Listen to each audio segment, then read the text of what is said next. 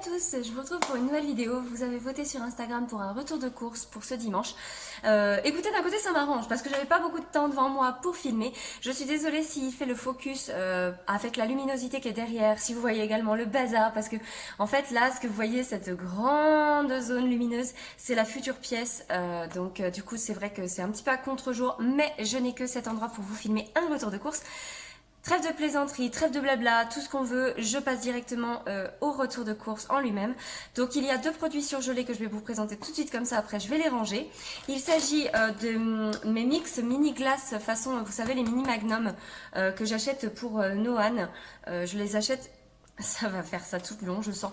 Je les achète toujours en fait chez Lidl parce qu'au niveau de la compo, ils sont relativement corrects par rapport à d'autres grandes marques. La taille en fait est vraiment bien et en plus il y a 4 parfums différents. Donc c'est un paquet de 12 si je dis pas de bêtises et en fait je le trouve vraiment très chouette pour les enfants. Donc il y a chocolat noir, chocolat au lait amande et chocolat blanc. Voilà, donc du coup c'est quand même assez sympa comme format pour Noan qui adore les glaces. En fait, c'est la première année où il prend autant de plaisir à manger des glaces. Avant, c'était pas du tout son truc. Donc voilà, cette année, c'est vrai qu'il en réclame tout le temps. Il a droit à maximum une par jour, hein, je préfère préciser. C'est déjà beaucoup, je trouve, mais bon, voilà. Ensuite, j'ai repris dans les surgelés nos éternels petits pois surgelés. Ils sont français, ils sont en format de 1 kg. Le prix au kilo est quand même super intéressant. Et même si j'ai toujours une boîte pour me dépanner pour les jours où vraiment on rentre tard de quelque part, que c'était pas prévu ou quoi que ce soit, que je n'ai rien de prêt, c'est toujours pratique d'avoir une boîte, mais c'est pas ce qu'il y a de meilleur. Je préfère largement les préparer moi-même avec des carottes de saison et des petits oignons, des pommes de terre, et c'est très simple à préparer, une jardinière de légumes. J'ai toujours donc 1 kg de petits pois toute l'année dans mon congélateur puisque nous en avons fait cette année et c'est vrai que les récoltes sont très moindres par rapport à ce qu'on consomme nous. Donc voilà, ça c'est vrai que c'est un incontournable. Je vais les ranger tout de suite dans le congélateur et je reviens.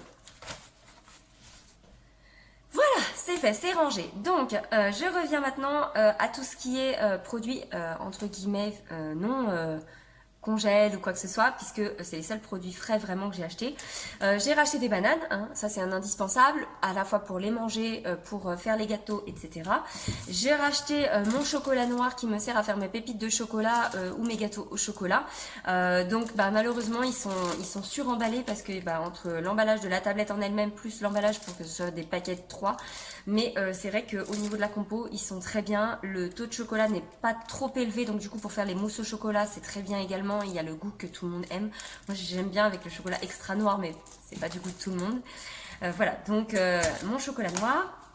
Ma crème de soja que j'achète maintenant chez Lidl qui est origine France bio, eh bien je suis très contente de la trouver chez Lidl parce que c'est vrai que le rapport qualité-prix est vraiment, j'ai envie de dire, voilà, il n'y a rien à dire. Là, on va arrêter les commentaires là-dessus parce que pour moi c'est vrai que le bio à la base je trouve ça cher, mais c'est vrai que pour les produits à base de soja j'aime mieux quand même.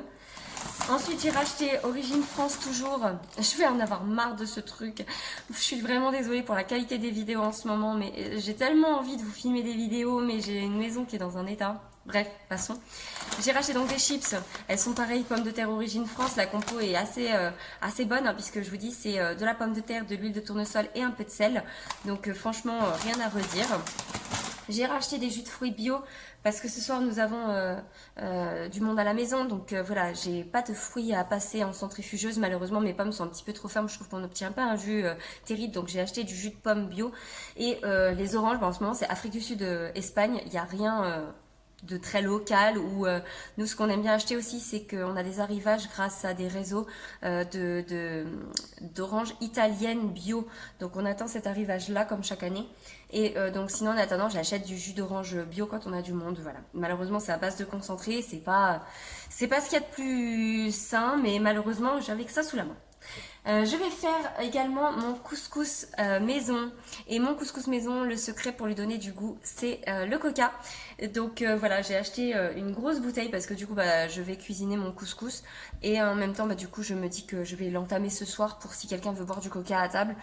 Ce sera très bien comme ça. Pareil, c'est pas ce qu'il y a de plus sain, mais le couscous au coca, c'est juste délicieux. Je préfère vous le dire. Sur les fins de produits Halloween chez Lidl, ils avaient des pâtes forme citrouille, chauve-souris, etc. Je trouve ça très très chouette à 98 centimes les 500 grammes du coup, au lieu de 1 euro, je ne sais plus combien, elles étaient soldées à moins 50. Donc j'ai dit je vais en profiter parce que du coup moi j'ai pas fini tous mes petits ateliers sur le thème de Halloween. Et comme aujourd'hui nous sommes le 2 novembre et que le 2 novembre c'est le Dia de los Muertos au Mexique, je vais prolonger un petit peu le plaisir ce soir en faisant un petit bac sensoriel je pense pour mon fils et mon neveu. Donc je vais en utiliser et j'en ai pris du coup 2 paquets parce que je me suis dit c'est quand même des produits non périssables, je vais les garder pour l'année prochaine. J'ai racheté de la semoule puisque comme je vais faire du couscous, voilà. Donc mon deuxième paquet de pâtes d'Halloween. Ça va être chiant hein, ce focus, ça commence à me gonfler. J'ai racheté notre riz, il est à 65 centimes les 500 grammes, c'est du riz de France, de Camargue, du long blanc, appellation d'origine contrôlée, donc incontournable pour moi. Le riz c'est vraiment la base parce que moi je ne suis pas une grande fan de pâtes. J'ai toujours des pâtes sans gluten pour manger de temps en temps des pâtes avec ma petite famille. Mais moi personnellement je préfère le riz, le quinoa, voilà, d'autres céréales, je ne suis pas une grande fan de pâtes. Ça tombe bien, les pâtes sans gluten c'est pas ce qu'il y a de meilleur au monde hein. Donc voilà, du coup j'en ai racheté 3 paquets, j'ai 1,5 kg à la maison, je les fais toujours cuire par 500 grammes. Toujours des grosses quantités pour que ça fasse plusieurs repas. Ensuite j'ai racheté des navets, forcément qui dit que je vais faire un couscous, j'ai racheté des navets, ils n'étaient pas en vrac donc j'ai été obligée de prendre le filet. J'ai racheté un gros céleri rave, il est énorme, regardez par rapport à ma tête quoi. Le truc qui fait presque la taille de ma tête. 1,79 € pièce, c'était vraiment pas cher payé pour le gros mastodonte que c'était. Et nous c'est vrai qu'on aime beaucoup le céleri, donc en fait le céleri j'aime bien le mettre, par exemple là vous voyez j'ai fait un dalle de lentilles hier, je l'ai coupé en petits cubes et je l'ai mis dedans. J'aime bien le faire également en céleri risotto, c'est-à-dire que je prends mon céleri, je l'épluche, je le mets dans mon robot lame S, je le mixe jusqu'à ce que ça ressemble un petit peu à des morceaux de riz entre guillemets et après je le cuis comme un risotto avec un petit peu de crème, des petits pois et tout et ça fait vraiment un repas super bon accompagné soit avec du riz normal, soit avec des pâtes, voilà, donc c'est vraiment excellent, je vous recommande fortement. J'ai racheté notre incontournable gros bocal d'olive, puisque ça c'est vraiment quelque chose qu'on utilise au quotidien, les enfants adorent ça. Quand on a du monde, quand on veut se faire un petit apéro dînatoire, j'ai toujours ce gros bocal d'olive dans mon frigo et il ne se perd jamais puisque nous on le consomme. J'ai racheté notre éternel chicorée café, donc chicorée café c'est pour moi mon petit déjeuner, donc moi je me fais une chicorée café au lait de riz parce que j'ai beaucoup de mal depuis quelques temps avec le café, ça me fait mal au cœur, j'adorais le café mais vraiment, et aujourd'hui j'ai beaucoup de mal à le digérer. Donc je crois que mon problème à l'estomac est en train de s'aggraver un petit peu parce que le chocolat ça va encore, mais alors le café ça passe vraiment de moins en moins. Peut-être un truc encore que je vais devoir supprimer, je ne sais pas, on verra. Ensuite j'ai racheté 2 grosses boîtes de flageolets verts. Je suis vraiment désolée pour cette histoire de luminosité, c'est horrible. Mais bon, vous êtes là pour le contenu, on est d'accord. Pas pour la qualité quand vous venez me voir. Jusque là, je pense qu'on est d'accord. Donc les flageolets, j'en ai racheté 2 grosses boîtes. Dans les boîtes de conserve, c'est vraiment des indispensables. Pareil, au niveau des indispensables, j'ai racheté du maïs. Moi, ce que j'aime chez Lidl, c'est que c'est du maïs origine France et sans OGM. Il est sans sucre ajouté également. Donc c'est franchement, pour moi, le meilleur rapport qualité-prix. À 44 centimes la petite boîte, c'est le moins cher que je puisse trouver parce que je crois que dans d'autres marques, pour avoir tous ces critères, on est à 86 centimes. Et après, on parle pas du bio, évidemment, hein, on est beaucoup plus cher. Mais voilà, j'en ai repris 4 boîtes. Et en plus, il est vraiment, je vous dis, très bon, vraiment croquant, bien cuit, pas trop salé, idéal au niveau de l'équilibre, je trouve, du goût. Donc voilà, je vous dis au niveau de tout ça. Et j'ai racheté également une dernière chose, c'est du double concentré de tomates parce que c'est pareil, quand je fais mon couscous je ne mets pas du coulis de tomate, j'aime bien rajouter juste du concentré de tomate dans mon bouillon. Comme je vous dis, moi mes indispensables pour réussir un bon bouillon pour un couscous c'est mon coca et du concentré de tomate, évidemment après les épices, hein, ça c'est la vie, les épices j'ai envie de vous dire, et un oignon piqué avec des clous de girofle. Et voilà, on a un couscous délicieux. Et comme nous, on fait du couscous végétarien, puisque je ne mange pas de viande, nous achetons les boulettes de chez Ikea, quand on va chez Ikea, et ça tombe bien, nous y sommes allés effectivement pendant que monsieur était en vacances là cette semaine, donc j'ai ramené 2 gros paquets de boulettes de chez Ikea. Sinon, quand je fais mon couscous végétarien, j'ai tendance à mettre des boulettes de 7 ans, des choses comme ça que je fais moi-même, puisque vous savez bien que je mange pas de gluten, donc je ne fais pas de 7 ans avec du gluten pur. Je fais la recette que vous avez sur le blog. Vu que je vous en parle, vous retrouverez le lien comme d'habitude en barre d'infos si vous voulez essayer d'en faire vous-même. Et puis d'habitude je mets des pois chiches, mais là je n'en ai pas et je n'aime pas les pois chiches de chez Lidl, ils sont en bocaux de fer, ça c'est très bien. Par contre je trouve qu'ils sont trop cuits, ils sont pas tout. Donc si après vous les refaites recuire, franchement c'est pas terrible.